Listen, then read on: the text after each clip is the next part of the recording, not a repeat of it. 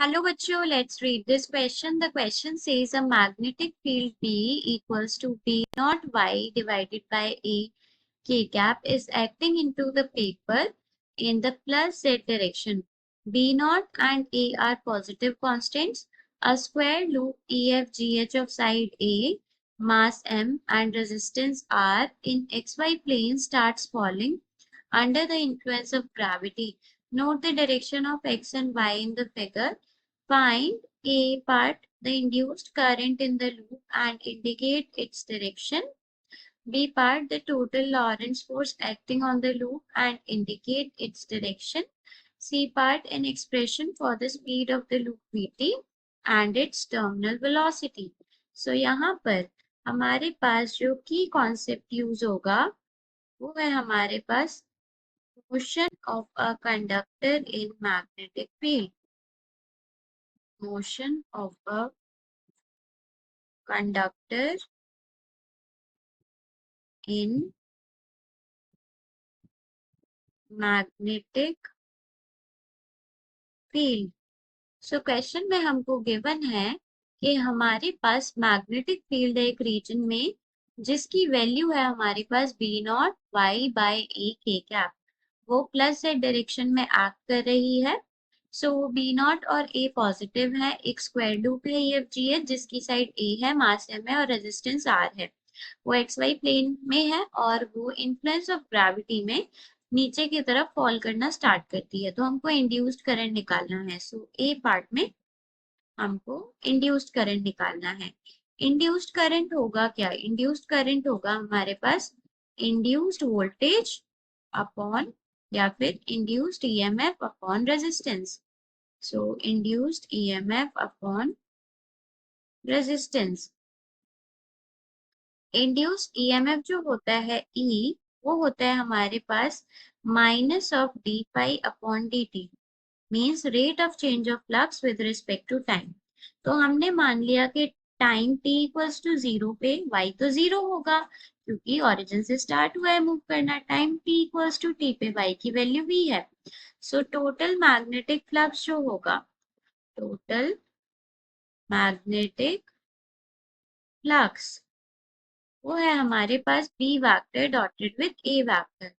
This will be equals to BA cos 0 degree क्योंकि magnetic field और area vector same direction में होंगे. So this will be equals to simple B into A. So initially हमारे पास B जो है वो है B naught Y upon A into capital A. Initially y की वैल्यू 0 है, सो इनिशियल फ्लक्स भी 0. सो हमारे पास जो टोटल फ्लक्स आएगा फाई, उसकी वैल्यू आ जाएगी b naught y upon a into area of square loop, उसकी वैल्यू हो जाएगी a square. So this will be equals to b naught y into a. So ये आ गया हमारे पास फ्लक्स. सो फ्लक्स आ गया. अब हमारे पास इंड्यूस्ड ईएमएफ होता है minus D phi upon D T. So this will be equals to minus D by D T और फाई की वैल्यू हमारे पास B naught Y into A. So B naught constant है, ए कॉन्स्टेंट है, सो induced EMF आ जाएगा हमारे पास minus B naught A into D Y upon D T. अब D Y upon D T क्या होगा? वो होगा हमारे पास velocity of the loop. So ये हो जाएगा minus B naught into A into velocity at any time t. So ये आ गया है हमारे पास इंड्यूस्ड ईएमएफ. अब अगर हम मैग्नीट्यूड की बात करते हैं, मैग्नीट्यूड जो है हमारे पास वो आ जाएगा B naught A into velocity at any time t. So induced current आ जाएगा हमारे पास E naught upon R, E upon R, so B naught into A velocity at any time t upon capital R. So ये आ जाएगी हमारे पास induced current की वैल्यू. अब अगर डायरेक्शन की बात करें तो जैसे जैसे हम नीचे जा रहे हैं वैसे वैसे मैग्नेटिक फील्ड बढ़ रही है.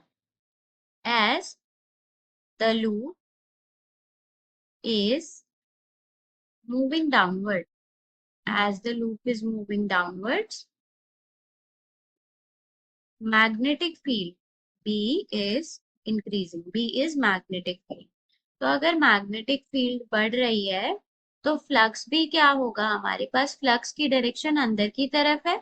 So flux into the plane of the paper, into the plane of paper increases, वो इंक्रीज कर रहा है, अगर into the plane of paper increase कर रहा है तो लेंस लॉ के अकॉर्डिंग इंड्यूस्ड करंट की डायरेक्शन वो होगी कि वो इस फ्लक्स को कम करा सके। तो कम तब करा सकता है जब हमारे पास जो इंड्यूस्ड फ्लक्स है, इंड्यूस्ड मैग्नेटिक फील्ड है, वो ऊपर की तरफ आए। वो ऊपर की तरफ कब आएगा? वो ऊपर की तरफ जब आएगा जब हमारे पास जो करंट है वो हमारे पास एंटी क्लॉकवाइज डायरेक्शन में आए। सो इसकी डायरेक्शन हो जाएगी हमारे पास एंटी क्लॉकवाइज। सो इंड्यूस्ड करंट की direction will be anti clockwise direction. फिर बी पार्ट है हमारे पास, हमको टोटल लॉरेंस फोर्स निकालनी है और उसकी डायरेक्शन हमको यहाँ पर बतानी है। सो टोटल लॉरेंस फोर्स निकालने के लिए क्या होगा हमारे पास, क्यों ये जो हमारे पास लूप है इसकी हर साइड जो है एक फोर्स एक्सपीरियंस करेगी, क्योंकि करंट कैरिंग सेगमेंट है जिसको हमने मैग्नेटिक फील्ड में रखा है। So each segment of the loop will experience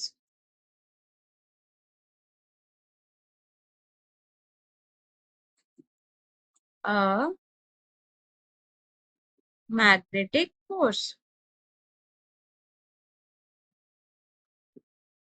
तो ये जो हमारे पास मैग्नेटिक फोर्स होगी उसकी वैल्यू क्या होगी? F1 होगा हमारे पास। अब यहाँ पर ये जो लूप है अगर हम देखें तो this is our loop, right? E F G H, E F G H, this is E point, this is F point, this is G point, this is H point। Magnetic field की direction है हमारे पास into the plane. यहाँ पर जो हमारे पास F1 है वो है हमारे पास फोर्स ऑन EF एलिमेंट। जो हमारे पास वेलोसिटी के परपेंडिकुलर एलिमेंट है केवल उन्हीं के ऊपर मैग्नेटिक फोर्स लगेगी। सो वो हो जाएगा हमारे पास I into L vector cross with B vector. So this will be equals to I into L vector की जगह हम क्या पुट करेंगे, minus A I cap into B की जगह आ जाएगा B naught Y upon A into K cap. So this is the value of F1 vector और EF वैक्टर। सो इसकी वैल्यू आ जाएगी हमारे पास I, this is FEF vector.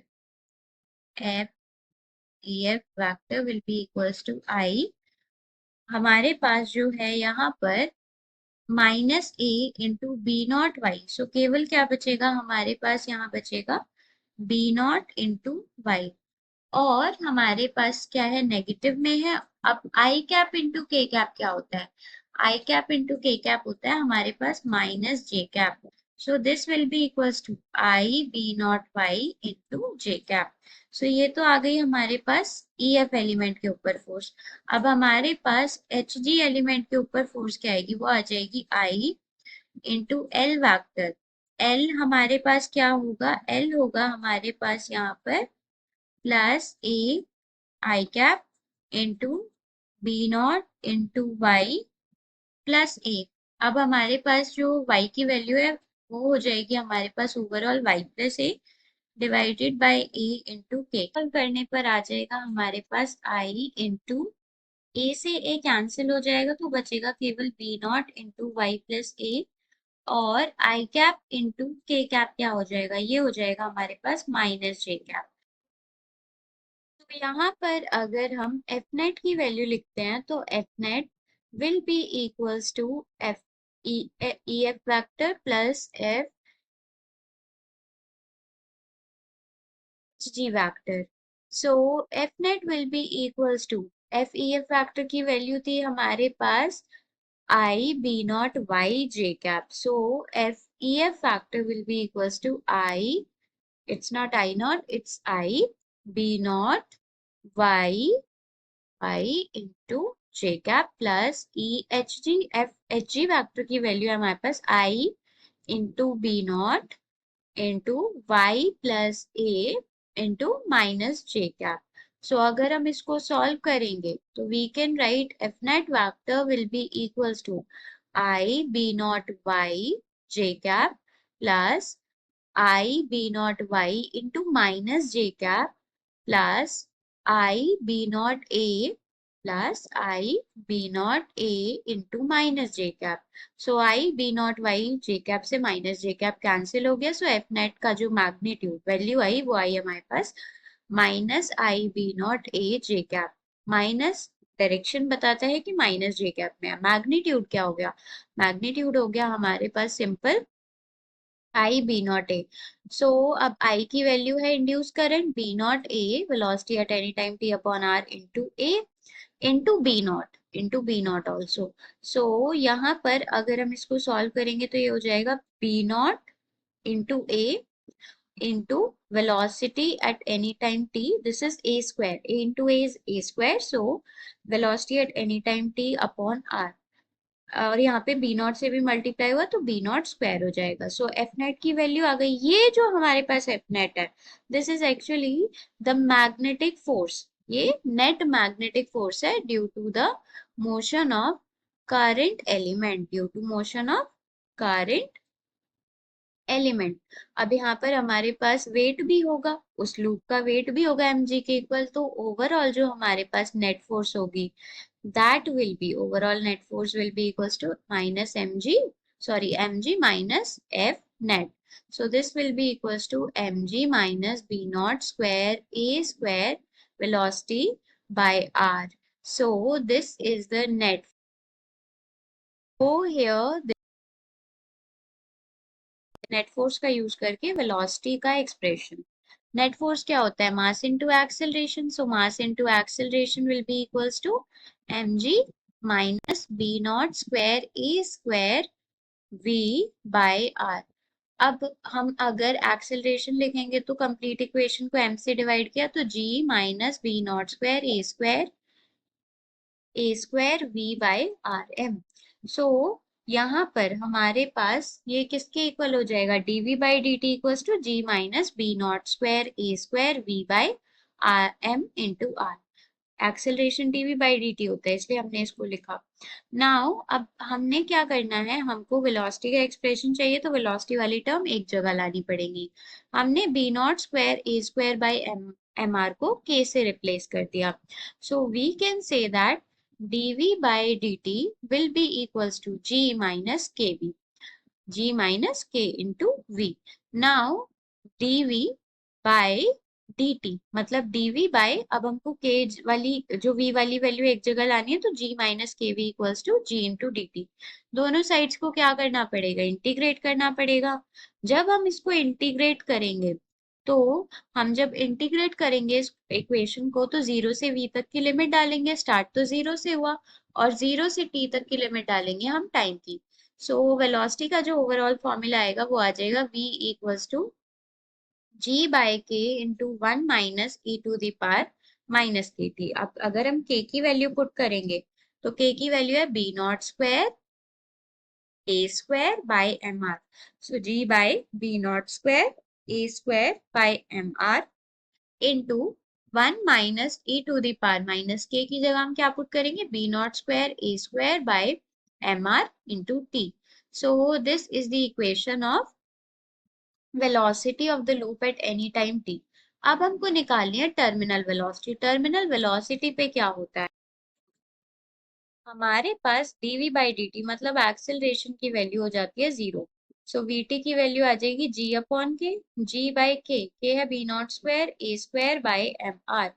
So this will be equals to, ये हो जाएगा terminal velocity will be equals to M G R upon B naught square A square. So, hope you understood it well. Best of luck.